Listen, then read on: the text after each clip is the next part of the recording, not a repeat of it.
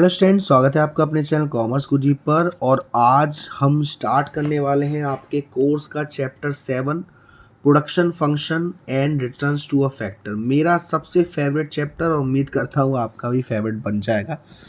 Video को start करने से पहले मैं आपको बताना चाहूँगा कि डिस्क्रिप्शन में आपको मेरा व्हाट्सएप नंबर मिल जाएगा। अब तक जितनी भी मैंने माइक्रो इकोनॉमिक्स की वीडियो अपलोड करी है उसका प्लेलिस्ट मिल जाएगा। इंस्टाग्राम आईडी मिल जाएगी, वहाँ जाके फॉलो कर सकते हैं।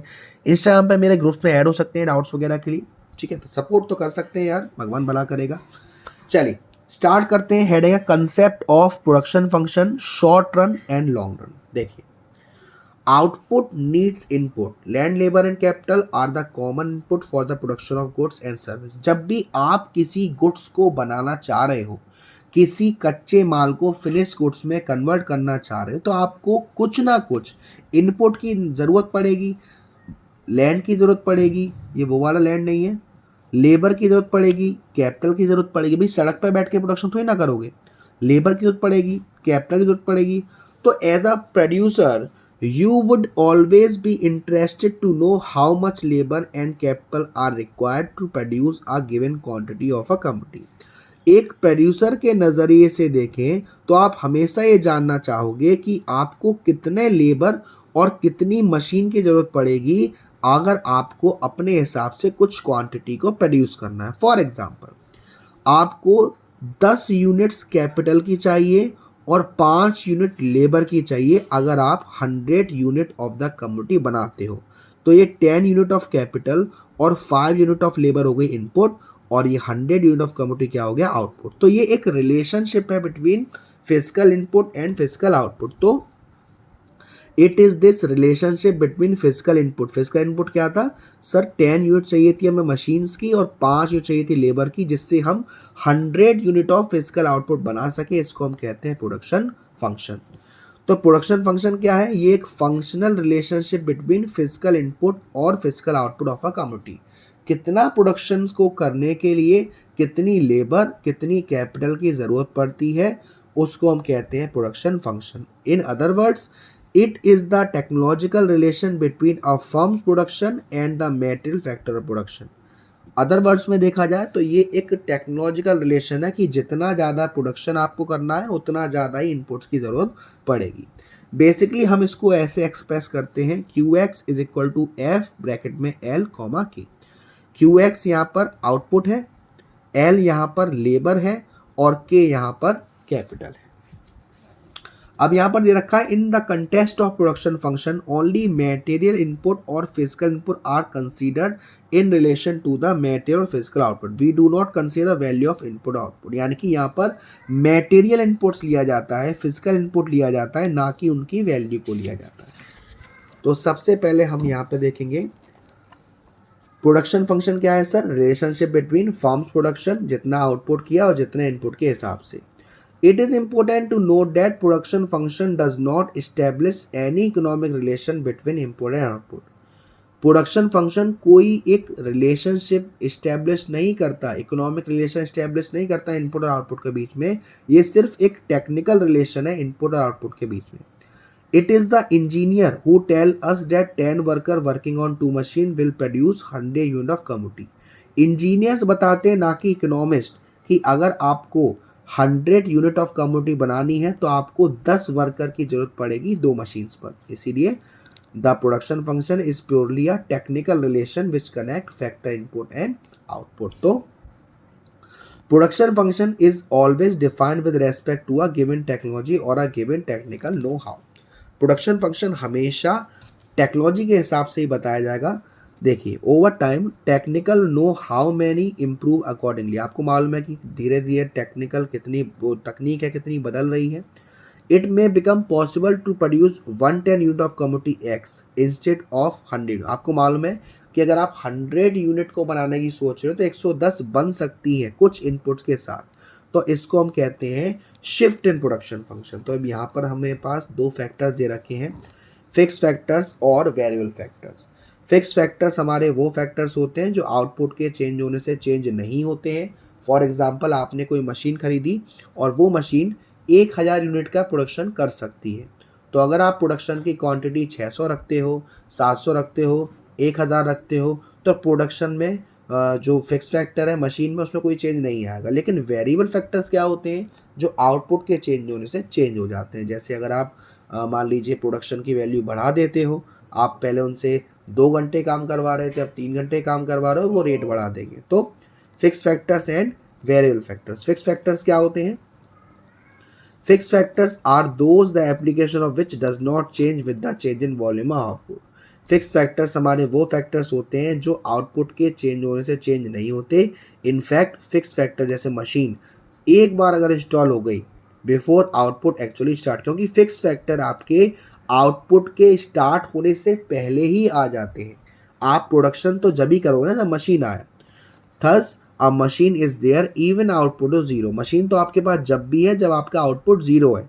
Late us assume that machine can produce maximum 1000 unit of commodity है। अज्यूम करते हैं कि मशीन आपकी 1000 यूनिट ऑफ कमोडिटी प्रोड्यूस करती है। इसका मतलब ये है कि अगर आपका जो आउटपुट है वो जीरो से लेके 1000 यूनिट में कुछ भी रहेगा, तो क्या मशीन में कोई चेंज होगा? नहीं होगा। लेकिन variable factor are those the application of which varies with the change in volume of output. Variable factor वो फैक्टर्स होते हैं जिसमें टाइम टू टाइम चेंज आता है, आउटपुट के चेंज होने में इसमें चेंज आएगा। जिसका एग्जांपल है लेबर। अगर आपको ज़्यादा यूनिट बनवानी है तो आपको ज़्यादा लेबर की जरूरत पड़ेगी, और कम बनवानी है तो कम की जरूरत पड़ेगी। अगर वेरिएबल फैक्टर जीरो है तो आउटपुट भी जीरो होगा। ये बढ़ता है आउटपुट के बढ़ने पर। अब short run production function. Short run का मतलब है जिसमें आपके पास समय कम है। Short run is a period of time when production can be increased only by increasing the application of well factor. Short run मतलब हमारे पास कम समय है, और कम समय में अगर हम प्रोडक्शन को इंक्रीज करना चाहते हैं तो हमारे पास दो फैक्टर्स होते हैं, फिक्स फैक्टर्स और वेरिएबल फैक्टर्स। तो वहाँ पे हम मशीन के साथ कुछ छेड़छाड़ नहीं करते, वेरिएबल फैक्टर्स को इंक्रीज करते हैं। तो फिक्स फैक्टर रिमेन्स कांस्टेंट किसमें? शॉर्ट रन प्रोडक्शन फंक्शन में। इसको एलोबरेट करने के लिए, once a plant is install it can not be change during the short period. एक बार प्लांट इंस्टॉल हो गया आपकी कंपनी में तो उसमें कोई भी चेंज नहीं होता है। Short period is too short to change it. जो शॉर्ट पीरियड है वो काफ़ी कम समय होता है फिक्स फैक्टर को चेंज करने के लिए।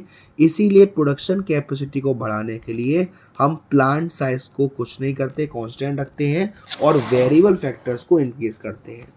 When one factor is a fix factor and the other is variable factor, production function क्या होगा? Q X is equal to F bracket में एल और के। क्यू यहाँ पे क्वांटिटी है, एफ हमारा फंक्शन है, एल हमारा लेबर है, और के हमारी कैपिटल है जो कि एक फिक्स फैक्टर है, इसमें चेंज नहीं करेंगे। In this type of production function output can be increase by only increasing the application of L variable factor. Short run production function में आउटपुट जब भी इंक्रीज हो सकता है जब हम वेरिएबल फैक्टर्स यानी कि लेबर को इंक्रीज करें। जैसे आपको 40 क्वांटिटी चाहिए तो कैपिटल तो उतनी रहेगी, लेकिन लेबर कितनी लगाई आपने? 5। अब अगर आपको बढ़ाना है 45 करना है तो लेबर को ही बढ़ाना पड़ेगा, कैपिटल में हम कोई चेंज नहीं कर रहे हैं। वी फाइंड दैट के कांस्टेंट है 4 यूनिट पे, आउटपुट इंक्रीज हो रहा है 40 से 45 यूनिट। कब? जब इनपुट यानी कि वेरिएबल फैक्टर इंक्रीज हुआ 5 से 6। Since k is constant and only L change, the ratio between L and K tends to change. This is why short run को हम वेरिएबल प्रपोर्शन भी कहते हैं। ठीक है, इस वजह से, क्योंकि ये तो कांस्टेंट है और सिर्फ L चेंज होगा। अब यहाँ पे एलोबरेट किया गया है, देखिए एक्स एक्सेस को लेबर लिया गया है और वाई एक्सेस को कैपिटल। पहले L1 इतना था और कैपिटल इतना था, अब कैपिटल अभी भी इतना है लेकिन L2 चेंज हो गया, तो ये तो फिक्स है, लेकिन लेबर यहाँ से यहाँ पहुँच गया। ये एक हॉरिजॉन्टल स्ट्रेट लाइन है। ऐसे लाइन होती है तो वर्टिकल होता है, और ऐसे होती है हॉरिजॉन्टल होता है। A horizontal straight line K N कहाँ है? K N starting from point K on Y axis show that capital remain fixed. Higher level of output is achieve only by increase the input. यहाँ पे हमने input को increase किया, इसीलिए हमारा output बढ़ा है। अब बारी आती है लॉन्ग रन प्रोडक्शन फंक्शन की। Long run is a period of time when the distinction between fix factor and variable factor vanish. Long run एक ऐसा समय है जहाँ पे जो कंसेप्ट है फिक्स फैक्टर का और वेक्टर वो खत्म हो जाता है, सारे फैक्टर्स वेरिएबल फैक्टर्स हो जाते हैं, क्योंकि लॉन्ग पीरियड में आपके पास काफ़ी समय है प्रोडक्शन कैपेसिटी को इंक्रीज करने के लिए। तो यहाँ पर प्लांट का जो साइज है वो चेंज हो सकता है या और प्लांट आप इंस्टॉल कर सकते हो। What is fix factor doing the short period become the variable factor over the long period. जो फिक्स फैक्टर थे शॉर्ट पीरियड में वो भी वेरिएबल फैक्टर बन गए लॉन्ग पीरियड में। अब यहाँ पे इक्वेशन क्या हो गई, Q X is equal to F bracket में एल और के। अब यहाँ पे कैपिटल फिक्स नहीं है, ठीक है ना। तो इलस्ट्रेशन यहाँ 40 था, लेबर इतना है वेरिएबल फैक्टर, और ये कैपिटल फिक्स फैक्टर। अब हमारा 80 हो गया, 5 8 जा 40 और 10 8 जा 80, यानी देखा आपने कैपिटल में भी इंक्रीजमेंट हो रहा है और वेरिएबल फैक्टर में भी इंक्रीजमेंट हो रहा है। बोथ एल एंड के आर वेरिएबल फैक्टर। अब यहाँ पे एल और के दोनों क्या है, वेरिएबल फैक्टर है। आउटपुट इंक्रीज होगा दोनों फैक्टर से। लॉन्ग रन में प्रोडक्शन फंक्शन जो फैक्टर रेशियो होता है वो कांस्टेंट होता है, इट इज़ 5:4। जब आउटपुट 40 था तो 5:4 था, जब आउटपुट 80 हुआ तब भी 5:4, यानी दोनों का जो रेशियो है वो सेम रेशियो रहेगा। इसीलिए इसे हम कहते हैं कांस्टेंट प्रपोर्शन, यानी जितना वेरिएबल फैक्टर का इस्तेमाल किया जा रहा है, जितना फिक्स फैक्टर का इस्तेमाल किया आगे भी उतना ही इस्तेमाल किया जाएगा। अगर इसे 2 से काटोगे तो 2 5 जा 10, 2 4 जा 8, इसीलिए हम कहते हैं इसे कांस्टेंट प्रपोर्शन फंक्शन। यहाँ पे इसका देखिए, यहाँ पे एक्स एक्सिस पर लेबर लिया गया है, वाई एक्सिस है कैपिटल। पहले हमारा लेबर था 5 और कैपिटल भी 4 था, फिर अगेन जब वो बढ़ा 10 और 8 तो ये हमारा ये बढ़ रहा है वो कांस्टेंट फैक्टर रेशियो से बढ़ रहा है। यहाँ पे आपको बताया गया है K1L1 unit of capital for a lower level of output और K2L2 जब हायर लेवल ऑफ आउटपुट। ऐसे ही यूनिट बताई गई हैं OL1 और OL2। अब यहाँ पर हमें 3 वाइटल डिफरेंस दे रखे हैं शॉर्ट रन प्रोडक्शन फंक्शन और लॉन्ग रन प्रोडक्शन फंक्शन के बीच में। सबसे पहला है शॉर्ट रन प्रोडक्शन फंक्शन एक वेरिएबल प्रपोर्शन है, यानी कि उसमें फिक्स फैक्टर में तो कुछ चेंज होगा नहीं, जो भी रेशियो में चेंज होगा वो वेरिएबल फैक्टर में चेंज होगा जब आप प्रोडक्शन इंक्रीज कर रहे हो। लेकिन जब आप कांस्टेंट यानी कि लॉन्ग रन में हो तो वहाँ पे जो रेशियो पहले का फिक्स है वो फिक्स ही रहेगा। In the short run short period function factor ratio L ratio K था, ये चेंज होता है अलग अलग पर। This is because one factor is constant all through the production function. ये वाला जो है वो कांस्टेंट रहता है। As seen from equation first and second के 4 था और 5 यूनिट, ये यहाँ पे सेकंड वाले की बात कर रहा है। यहाँ पे देखिए ये कोई चेंज नहीं है इसमें, लेकिन इसमें चेंज आ रहा है, इसकी बात कही जा रही है यहाँ पे कि फर्स्ट एंड सेकंड में के जो कैपिटल था वो 4 था और लेबर थी 5, किसको बनाने के लिए, 40 यूनिट्स आउटपुट को प्रोड्यूस करने के लिए। लेकिन जब आपको 45 करना था तो आपने लेबर का यूनिट बढ़ाया, लेकिन कैपिटल में कोई चेंज नहीं होना था। तो जो रेशियो था वो पहले 5:4 था, फिर 6:4 हो गया, यानी कि जो भी चेंज आया है वो वेरिएबल फैक्टर में आया है। We see that factor ratio जो उसमें था किसमें, लॉन्ग रन में, वो पहले 5:4 था 40 यूनिट्स बनाने के लिए, और फिर 80 यूनिट्स बनाने के लिए भी 5:4 था। इसको हम कहते हैं क्या, कांस्टेंट प्रपोर्शन। तो जो हमारा शॉर्ट रन है उसमें वेरिएबल प्रपोर्शन आता है और जो लॉन्ग रन है उसमें कांस्टेंट प्रपोर्शन आता है। सेकंड डिफरेंस है scale of output is constant in case of short run production while it change in case of long run production. अब इसमें क्या है sir, scale of output is indicate the size of the plant used by the firm, मतलब कि कितना fix factor इस्तेमाल किया है। शॉर्ट पीरियड में वो काफ़ी कम समय था जिसमें हम फिक्स फैक्टर को चेंज नहीं कर रहे थे, इसीलिए जो शॉर्ट पीरियड फंक्शन था उसमें वो कांस्टेंट था, ज़्यादा मात्रा में हम प्रोडक्शन को नहीं बढ़ा पा रहे थे। Thus in the short period producer increase कर रहा था आउटपुट, किस तरीके से, वेरिएबल फैक्टर्स को इंक्रीज करके। अब कितना वेरिएबल फैक्टर इंक्रीज करेगा भाई, वो जो आउटपुट है वो एक तरीके से ज़्यादा नहीं बढ़ पाएगा, लेकिन लॉन्ग रन में हम प्रोड्यूसर जो था वो प्रोडक्शन को इंक्रीज कर रहा था स्केल ऑफ आउटपुट के हिसाब से, यानी नंबर ऑफ प्लांट्स को भी बढ़ा रहा था और छोटे प्लांट को बड़ा प्लांट भी कर रहे थे और लेबर को भी बढ़ा रहे थे। इसीलिए जो हमारा स्केल ऑफ आउटपुट होता है शॉर्ट रन में वो कांस्टेंट होता है, लेकिन लॉन्ग रन में वो बढ़ता है। थर्ड है vital difference, short run production function exhibit returns to a factor while the long run production function exhibit returns to scale. During the short run output is increased by increasing the application of the variable factor. short run में हमारा जो output increase हो रहा था वो variable factors को increase करने की वजह से हो रहा था। accordingly जो output का behavior था वो क्या था, increase जब ही हो रहा था जब variable factors को increase किया जाए, इसीलिए इसे returns to a factor बोलते हैं। During the long run output increase हो रहा था स्केल ऑफ प्रोडक्शन, या तो आप फिक्स फैक्टर्स बढ़ा लो या वेरिएबल फैक्टर बढ़ा लो, इसीलिए इसे रिटर्न्स टू स्केल कहा जा रहा है। Returns to a factor short period concept है, related to short run production function और returns to scale long period concept है जिसे हम लॉन्ग रन प्रोडक्शन फंक्शन कहते हैं. We may wind up the discussion related to short run and long run production function by highlighting the following point. जो अभी हमने 3 difference की बात करी है उन्हीं से यहाँ पे short run and long run में बनाया है कि ये प्रोडक्शन फंक्शन है जिसमें जो फैक्टर रेशियो होता है वो वॉल्यूम ऑफ आउटपुट के ऊपर होता है और इसमें वॉल्यूम ऑफ आउटपुट के ऊपर नहीं होता. आउटपुट इंक्रीज होगा वैल्यू फैक्टर को चेंज करने से, यहाँ पे दोनों फैक्टर्स को चेंज किया जाता है. यहाँ पे आउटपुट कांस्टेंट रहता है, इसमें बढ़ता है. ये रिटर्न्स टू अ फैक्टर है और ये रिटर्न्स टू स्केल है. जो आपका सिलेबस है उसमें अभी रिटर्न्स टू अ फैक्टर ही है, रिटर्न्स टू स्केल अभी आपके कोर्स का हिस्सा नहीं. फिर आता है आपका TP, MP, AP of the variable factor. TP यानी कि टोटल प्रोडक्ट. टोटल प्रोडक्ट का मतलब है कि जब आपने एक लेबर का इस्तेमाल किया तो कितना प्रोडक्शन हुआ, दो लेबर का इस्तेमाल किया तो कितना प्रोडक्शन हुआ, 3 लेबर का इस्तेमाल किया तो कितना प्रोडक्शन हुआ, इसको हम कहते हैं total production. TP is the sum total of output produced by all the unit of the variable factor along with some constant amount of fixed factor. कुछ fixed factors के साथ जब वेरिएबल फैक्टर्स को कंबाइन किया तो total कितना production हुआ उसको हम कहते हैं टीपी.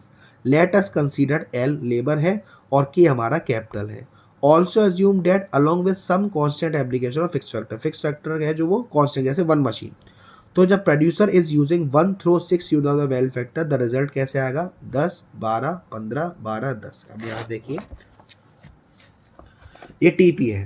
पहले प्रोडक्शन 10 हुआ, फिर 12 हुआ, फिर 15 हुआ, फिर 12 हुआ, फिर 10 हुआ, फिर 6 हुआ. सबको जोड़ दोगे तो कितना आ गया 65 unit. So TP is the sum total of output जो वेरिएबल फैक्टर और फिक्स फैक्टर के साथ कंबाइन होके बना रहा है, इसीलिए हम इसे return of the variable factor भी बोलते हैं. MP क्या है marginal product. MP refers to change in TP when 1 more unit of the variable factor is used. Fix factor तो सेम है, जब आपने वेरिएबल फैक्टर्स बढ़ाया यानी कि लेबर बढ़ाई तो कितना TP में इंक्रीजमेंट देखने को मिला, उस चेंज को हम कहते हैं MP. If output is increase from 40 to 45 units when the input of labour is increase from 5 to 6 unit, तो कितना बढ़ा 5, तो MP हमारा कितना हो जाएगा 5. Thus we can say that MPN का फॉर्मूला क्या होता है TPN माइनस TPN माइनस 1, यानी TPN जो ये है और इसमें से जो पिछला वाला TP होता है उसको माइनस कर दिया जाता है और आपका MP आ जाता है. फिर बात आती है आपकी AP की. AP is output per unit of the variable factor. जितना भी हमारा टोटल प्रोडक्शन है उसमें से हम लेबर को डिवाइड कर देते हैं तो हमारा एवरेज प्रोडक्ट आ जाता है. TP अगर 40 है, यूनिट्स 5 है, तो 40/5 कर दोगे तो 8 यूनिट ऑफ आउटपुट आ जाएगा. तो ये आपके 3 है TP, AP और MP. ये देखिए ये लेबर है, जब एक लेबर काम कर रही है तो इतना TP आ रहा है, 2 लेबर काम कर रही है तो इतना आ रहा है, 3 काम कर रही है तो एंड सो ऑन. अब इस TP से अगर AP निकालोगे तो इस TP को 1 से डिवाइड किया 50, 90 को 2 से डिवाइड किया 45, 120 को 3 से डिवाइड किया 40, ऐसे आपका AP आया. अब MP की बात करिए तो पहले TP 50 था तो 50 आ जाएगा. फॉर्मूला लगेगा TN वाला 90 और 50, 40 आ जाएगा. फिर 120 हो गया 30 आ जाएगा, फिर 140 हो गया 20 आ जाएगा, फिर 10 बढ़ गया, फिर 0, फिर -3.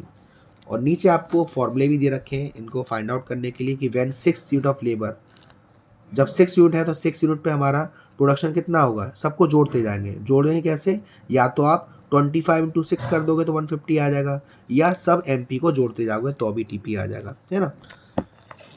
तो यहाँ पर एक क्वेश्चन अराइज हो रहा है कि नेगेटिव MP हो सकता है. यस हो सकता है. किस केस में, जब किसी मशीन पर सिर्फ 4 लोगों के काम करने की आवश्यकता है लेकिन उस पर 8 लोग काम कर रहे हैं, तो ये जो एक्स्ट्रा 8 लोग हैं वो हमारी कंपनी को क्या कर देंगे, बेकार कर देंगे, प्रोडक्शन को कम कर देंगे.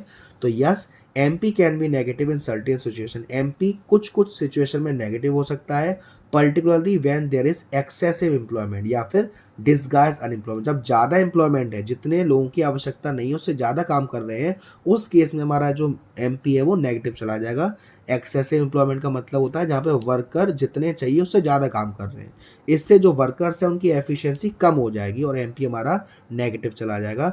TP तो इंक्रीज होगा when some workers are withdrawn. कुछ वर्कर्स अपना काम छोड़ देते हैं तो हमारा TP बढ़ जाएगा. तो आज की वीडियो में इतना ही. अगली वीडियो में हम इससे आगे करेंगे. वीडियो पसंद आई हो तो प्लीज़ वीडियो को लाइक जरूर करेगा, शेयर जरूर करेगा. अब तक चैनल को सब्सक्राइब नहीं किया तो प्लीज़ सब्सक्राइब कर दीजिएगा. Thank you so much. Love you all.